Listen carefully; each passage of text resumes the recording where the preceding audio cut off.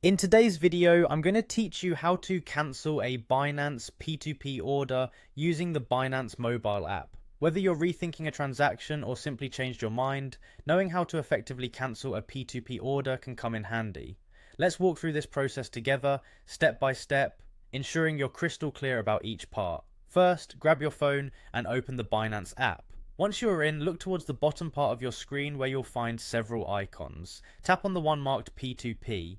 This is your gateway to peer-to-peer transactions within the Binance ecosystem. If you don't see it immediately, make sure you're on the right section of the app, as Binance has various features and it's easy to get lost among them. With access to the P2P section, the next step involves heading over to your orders. Here, you'll want to locate the orders icon, which you can find positioned right below. Give it a good tap. At this point, your screen will populate with a list of your current and past transactions.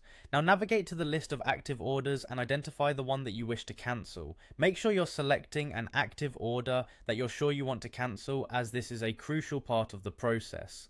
Take a moment to double check the details just to be safe. This could save you from cancelling the wrong order and potentially dealing with some unnecessary hassle. Once you've pinpointed the correct order, look for the option to cancel order and tap it. This action initiates the cancellation process.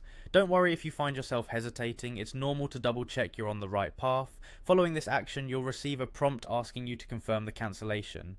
This is an important check, giving you a final opportunity to ensure that you're certain about this decision.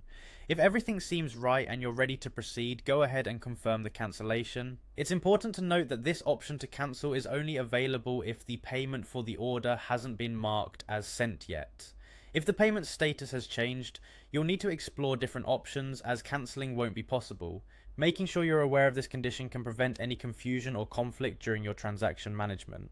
There you have it. By following these straightforward steps, you've successfully navigated through the process of cancelling a P2P order using the Binance mobile app.